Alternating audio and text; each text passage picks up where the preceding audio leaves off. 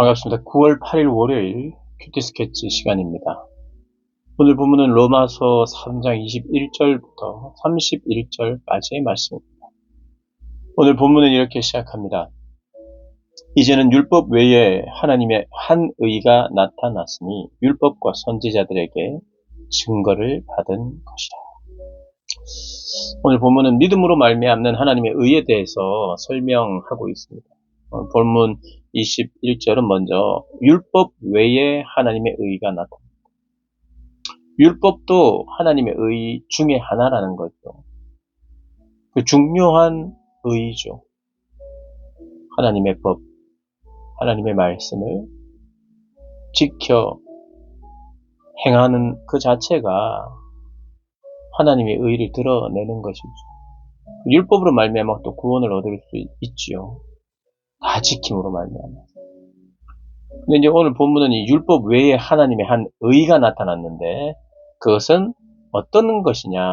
구약에 약속되었던 것이라고 말합니다. 구약의 율법과 선지자들에게 증거를 받은 것이다. 그들이 설명해 왔던 것이라는 거예요.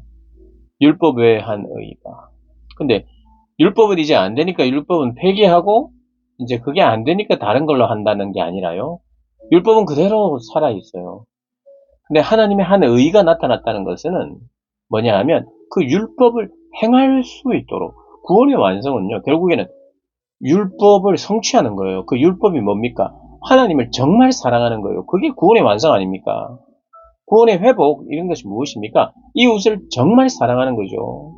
이웃을 내 몸처럼 정말 진심으로 사랑할 줄 아는 자리로 가는 게 구원의 완성이에요. 구원의 모습입니다. 그 구원의 모습은 바로 하나님을 온전히 사랑하는 것, 그리고 이웃을 사랑하는 자리로 가는 게 구원의 목적이에요. 그게 구원받은 상태입니다.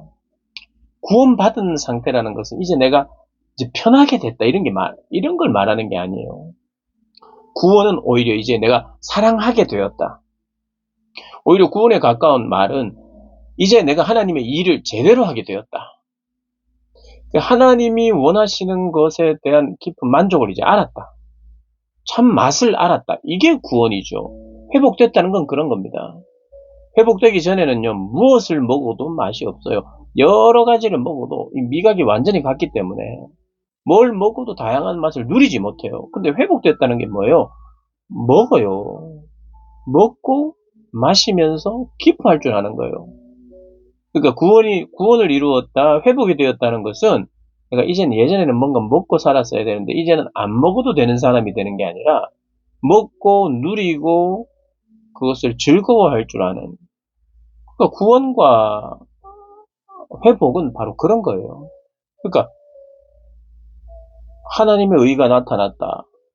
그러니까 율법은 이제는 안 좋은 거다. 그런 게 아니라 그 율법을 예전에는 이룰 수 없었어요. 예전에는 할 수 없었어요. 우리의 죄 때문에 힘들기만 했고 억지로 해야 됐고 맛을 몰랐는데 회복이 되자 그 맛을 알고 율법을 행하는 자리로.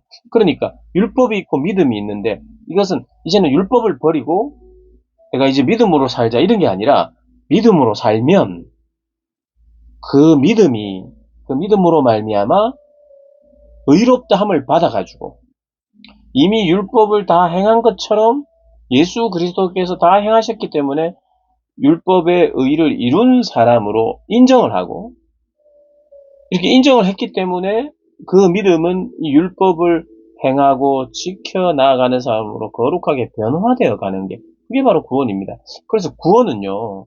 내가 믿음으로 말미암아 구원을 받았다. 예수 그리스도를 그러니까 믿음의 대상이 필요한 거죠. 예수 그리스도입니다. 그분은 어떤 분이냐? 화목제물이세요. 그 화목제물을 누가 세웠냐? 하나님이 세우신 거예요. 그러니까 하나님이 화목제물로 그게 피로써 예수 그리스도의 피요, 예수 그리스도의 생명이요. 그걸로 그 예수님을 무엇으로 세웠느냐? 화목제물로 세우셨던 거예요. 우리를 위한 화목제물이 되게 하시는 거예요. 그게 바로 하나님의 의예요. 의. 하나님의 의가 하나 나타났는데 약속된 것이었고 기다려왔던 것이었고 그게 누구냐? 예수 그리스도예요. 예수 그리스도를 어떻게 세웠는가? 화목제물로 세웠다는 거예요. 그래서 우리가 예수 피를 힘입는다 이런 것은 화목제물 대신 예수 그리스도의 생명, 예수 그리스도로 말미암아 내가 구원을 얻었다는 것은 화목제물이신 예수 그리스도요. 우리를 위하여 피 흘리신 예수 그리스도요. 우리를 위하여 죽으신, 그리고 우리를 위하여 생명을 주신, 그리고 우리를 위하여 심판을 받으신, 모든 진노를 다, 우리 모든 저주를 다 받으신 예수로 말미암아 내가 구원을 받는다는 거예요. 그래서 예수로 말미암아 내가 구원을 받는다는 것은 예수로 말미암아 내가 예수 닮아가는 거예요. 뭔가의 어떤 티켓 같은 것을, 티켓을 딱 가져가지고 나는 이제 구원 받습니다. 그 티켓 보여주는 이런 게 아니라 예수가 내 안에 들어오고 나는 예수를 닮게 되고 그게 구원이에요. 예수님을 닮아가는 모습이 구원의 목표예요. 구원의 목표. 구원의 목적이에요. 우리를 왜 구원해 주시냐. 예수님처럼 살아야 되는데, 예수님처럼 예수님의 성품을 닮아서 살아야 되는데, 그렇게 살지 못하는 게 불행이고, 예수님처럼 살지 못하는 게, 거룩하고 의롭게 살지 못하는 게 저주인데, 예수님이 우리 속에 들어와서 예수님이 이제 원래 해야 될 예수처럼 살게 하는 것. 그게 바로 구원의 목표예요. 구원의 목적이에요. 이걸 잊어버리면, 이걸 간과하면 항상 예수를 뭔가 티켓처럼 생각해가지고 이것 쥐고 나는 예수 믿어요. 예수를 알아요. 주세요. 내가 예수 믿으니까 주세요. 이런 식의 종교 생활을 할 가능성이 상당히 큰 거예요. 하나님의 복음의 말씀을 왜곡하면, 제대로 깨닫지 못하면 그런 거죠. 그래서 오늘 본문은 그런 겁니다. 그런 것에 대한 내용이에요. 24절을 보면, 23절을 보면 모든 사람이 죄를 범합니다. 하나님의 영광에 이르지 못합니다. 한 명도 예외 없이 하나님의 영광에 이르지 못하는 거예요. 하나님의 영광을 바라보며 하나님처럼 의롭게 선하게 살아갈 수 있는 존재가 없는 거예요. 죄 때문에. 그래서 예수 그리스도께서 계셔야 되는 거예요. 그분이 죄값을 치러주셔야 돼요. 그래서 이렇게 이야기하죠. 예수 안에 있는 성량으로, 예수 안에 있는 성량이에요. 예수 안에 있는 것이에요. 예수의 성량이 아니라 예수 안에 있는, 그것은요, 외적인 어떤 선물, 티켓 같은 게 아니라, 예수가 주는 이런 티켓 같은 게 아니라 예수 안에 이렇게 들어와야 되는 거예요. 연합해야 되는 거예요. 성품이 이식돼야 되는 거예요. 내 안에 와서, 내 안에 거하면서 내가 가진 마음을 공유하듯, 이런 의미예요.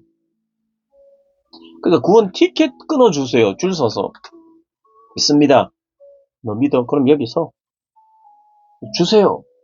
이런 의미라기보다는 예수 생명이 내 안에 들어가서 이제 구원의 목적을 이루어가기 시작하는데, 예수 닮는 사람, 율법을 행하는 꿈을 누리는 사람. 25절을 보면요, 하나님이 이 예수를 세우시는데 화목제물로 세웠다. 이것은요, 화목제물은 희생제물이에요. 화목제물이 희생제물이라는 것은 거기에 심판이 가해졌다는 의미예요. 누군가를 대신한 거예요. 예수님을 대신해서 희생제물로 세우셨다는 것은 누군가의 죄를 심판하셨다는 거예요. 누구의 죄? 전에 지은 죄를 간과하심으로 우리의 죄에 대해서 완전히 심판하지 않았어요. 하나님은요, 우리의 죄를 마지막 때에 끝까지 예수님께 모든 심판을, 우리의 심판을 예수께로 옮겨서 예수님을 심판하셨다는 것을 믿지 않으면 마지막 때에 모든 심판이 우리에게 돌아옵니다. 그러나 내가 살아생전 내가 받아야 할 모든 심판과 저주를 예수님께서 이미 받으셨습니다. 화목제물 되셨습니다. 하나님이 그렇게 세우셨습니다라고 고백하고 믿는 사람들은요, 우리의 죄, 우리가 받아야 될 모든 죄에 대한 심판과 저주를 받지 않습니다. 그래서 엄밀히 우리가 지금 아직까지 살아있잖아요? 지금 큐티 영상을 보고 계시는 분 다 살아계세요. 우리 모두는요, 하나님으로부터 심판을 받지 않았어요. 아직 받지 않았어요.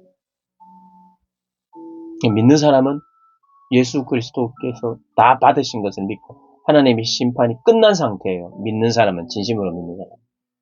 그래서 심판을 안 받는 거예요. 믿는 사람은. 믿지 않는 사람은요, 아직 심판 안 받았어요. 마지막 때 받는 게 심판이에요. 내 모든 저주가 결국 나에게 돌려지는 심판.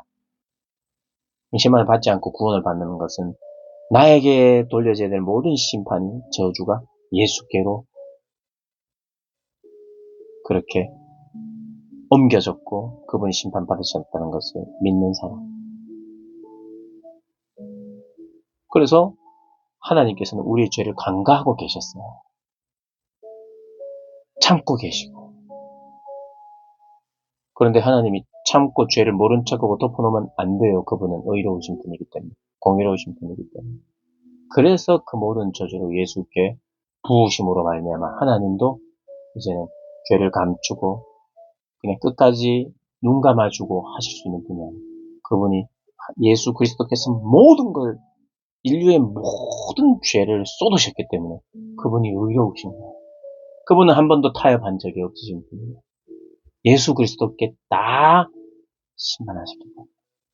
그분은 왜 당신은 누구는 봐주고 누구는 안 봐주고 이럴 어떤 클레임을 받을 수 있는 분이 아니에요. 하나님. 너무나도 공정한. 그래서 그분의 의로움이 강하게 드러난 사건이 뭐냐? 그리스도 십자가 사건. 하나님의 공의가 가장 드러난, 하나님의 의로우심이 가장 잘 드러난 부분이 무엇이냐? 십자가. 그래서 그분이 당신의 의로우심을 드러냈어요. 예수 그리스도를 화목제물로 세우십니다. 그게 바로 25절의 의미입니다. 그러니 26절에 하나님도 의로우시고 그걸 믿는 우리도 의로운 거예요. 왜요? 우리도 심판을 그러니까 하나님이 의롭다는 것은 하나님이 심판하셨기 때문에 의로워요.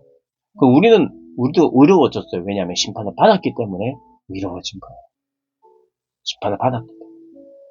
저주로 죽었는데 그 죄값을 치렀죠. 치렀으니까 의로워져요. 죽은 걸로 끝나면 그것도 의로운 거예요. 그런데 부활하셨잖아요. 예수님 부활하심으로 말미암아 우리도 부활을 얻게 돼요. 그래서 우리가 의롭다 여김을 받는 거예요. 조금 이제 설명을 할 때 물론 이제 확정적인 어떤 제가 단어를 쓰긴 하였으나 예수 그리스도로 말미암아 우리는 의로워졌다. 이렇게 믿는 거죠. 하나님이 의로우신 것은 그분이 하셔야 될 심판을 다 하셨기 때문에 그분이 심판을 미루거나 안 하신 분이 아닙니다. 예수 그리스도께 완전히 다 하셨어요. 모든 인류의 죄.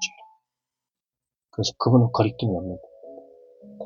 그 인간들은요, 팔이 안으로 굽기 때문에 항상 걸리는 게 있어요. 모든 사람이 나는 공정했다, 내 자녀하고 내 자녀 아닌 사람이든 누구든 공정했다. 그럴 수 있는 인간은 없어요. 항상 거리낌이 있어요. 부끄러움이 있어요. 차별한 것에 대해. 그건 하나님 차별하지 않습니다. 하나님은 하나의 빈틈도 없어요. 완벽하죠. 그래서 당신의 공의를 완전히 드러낸 곳이 십자가. 그래서 우리는 자랑할 것이 없는 거예요. 우리는 자랑할 것이. 그러니까 자랑하면 안 돼요. 무엇이 돼요? 자랑하면 안 돼요. 유대인들은 자랑했거든. 그게 차별했거든. 이방인들은 마치 구원이 없는 것처럼. 구원이 있어도 우리하고는 너희가 좀 다르다고 이야기해요. 우리처럼 되어야 된다고 말하는 방식. 로마 교회에서 얼마간 어떤 그런 사람들이 그것을 주장했기 때문에 사도 바울이 강력하게 이야기하는 거예요. 차별이 없다. 헬라인에게 유대인에게 믿음의 법으로 믿음으로 말미암아 예수 믿는 믿음으로 말미암아 모두가 구원을 얻고 모두가 의롭다 여김을 받았다고 이야기합니다. 이게 복음. 그 복음의 내용을 깊이 새기고 깨닫고 그 말씀을 적용하고 누리는 저와 여러분 되시기를 주님의 이름으로